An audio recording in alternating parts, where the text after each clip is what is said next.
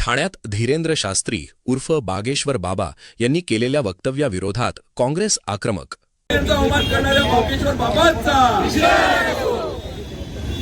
छत्रपति शिवाजी बागेश्वर उल्लू है, बीजेपी का पिल्लू है. बागेश्वर उल्लू है, बीजेपी का पिल्लू है. बागेश्वर उल्लू है, बीजेपी का पिल्लू है. बागेश्वर उल्लू है, बीजेपी का पिल्लू है. त्याचा अवमान करणारा बागेश्वर बाबांचा शिवाजी महाराजांचा अवमान करणारा बागेश्वर बाबांचा बाबा लोकांना पाठीशी घालणारा भाजप सरकारचा बाबा लोकांना पाठीशी घालणारा भाजप सरकारचा.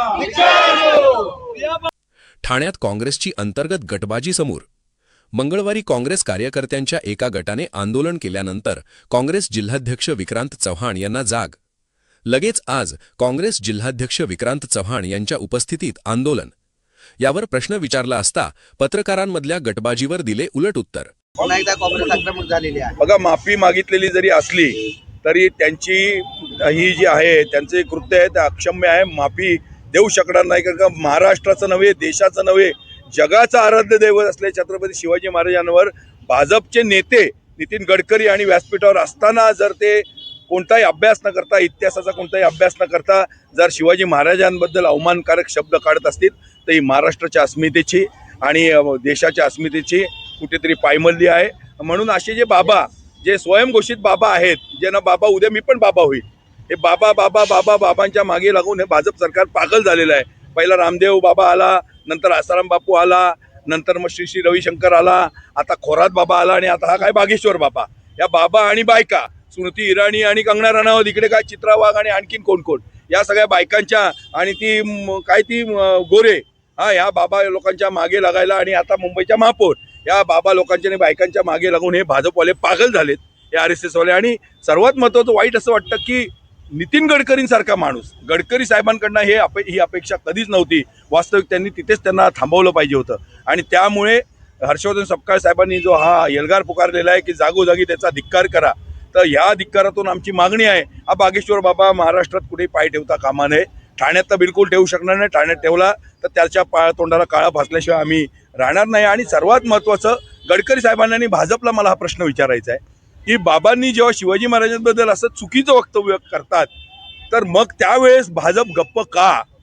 खरात बाबावर गप्प, रामदेव बाबावर गप्प, नंतर इतर काही महिलांवरती अत्याचार आहे, बेरोजगारी आहे, सोन्याचा वाढलेला भाव आहे, डिझेल पेट्रोलचा भाव आहे, आज देशामध्ये गॅस टंचाई आहे, देशामध्ये बेरोजगारी आहे, भ्रष्टाचार आहे, महिलांवरचा अत्याचार आहे, लहान मुलांवरचा अत्याचार आहे, आरोग्यविषयक धोरण खोळंबलेलं आहे, शैक्षणिक धोरण खोळंबलेलं आहे, देशाच्या सुरक्षतेचा प्रश्न निर्माण झालेला आहे. पाकिस्तान जाऊन त्या ठिकाणी ट्रम्प बरोबर मध्यस्थी करतो, भारत मात्र चिडून आहे. एस्टीम फाईल आहे ज्याच्यामध्ये मोदींचं नाव आलेलं आहे, केंद्र सरकारमधल्या मंत्र्यांचं नाव आलेलं आहे, लैंगिक अत्याचार एस्टीम फाईलमधनं लहान मुलांवरती झालेला आहे. अशा गोष्टींकडे लक्ष देण्याऐवजी किंवा अशा गोष्टींची नैतिक जबाबदारी स्वीकारून राजीनामा देण्याऐवजी तुम्ही बाबा लोकांना जनतेच्या माथ्यावर मारताय.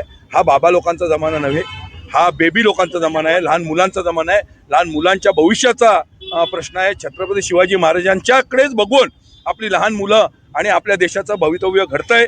छत्रपती शिवाजी महाराजांची जो कल्चर होता, जी संस्कृती होती, जी शिकवण होती, ती लहान मुलांना शिकवण्याऐवजी जे छत्रपती शिवाजी महाराज असतील, इतर आपले जे नेते असतील, इतर आपले जे ऐतिहासिक लीडर असतील, स्वातंत्र्य सेनानी असतील, पंडित नेहरू असतील, महात्मा गांधी असतील, सरदार वल्लभभाई पटेल असतील, शहीद भगतसिंग असतील, यांची शिकवण देण्याऐवजी जर बाबा लोकांच्या मागे लागून जे भाजप सरकार पागल झालेलं आहे. खरातमध्ये चाकणकर ताईला वाचवायचा प्रयत्न चालू आहे, सुनील तटकरेंना वाचवायचा प्रयत्न चालू आहे. या खरात प्रकरणाने संपूर्ण देशाची पायमल्ली आणि महाराष्ट्राचं हे मलिन केलेलं आहे. शिंदे सरकारचे कितीतरी मंत्री ह्याच्यामध्ये गुंतलेले आहेत, स्वतः शिंदे सरकारचे फोन या खरात बाबाला गेले. आणि यामुळे लक्ष विचलित करण्यासाठी मग कुठेतरी आरक्षणाचा मुद्दा आणतात, धनगर समाजाचा मुद्दा आणतात, मराठ्यांचा आरक्षणाचा मुद्दा आणतात, ब्राह्मणवाद उफाळून आणतात. आणि आता बाबा म्हणजे कुणीकडून देशाचं लक्ष ह्या सर्व जटिल प्रश्नांपासून विचलित करून निवडणूक आयोगाला हाताशी धरून, न्यायालयाला हाताशी धरून,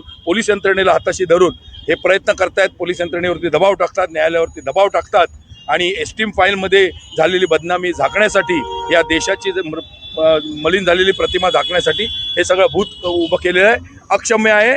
आम्ही असल्या बाबा लोकांना आणि जोपर्यंत अशी कृत्य घडत राहणार तोपर्यंत काँग्रेस नेहमी रस्त्यावरती उतरून याचं आंदोलन करणार आणि लोकांमध्ये जागरूकता पसरवणार. सर, काँग्रेसचे नेमके किती गट आहेत ठाण्यामध्ये? कारण काल देखील याच विषयावर आंदोलन जेवढे झालं. तुमचे गट आहेत पत्रकारांचे तेवढेच काँग्रेसचे गट आहेत. गटातटाने काँग्रेस वाढते.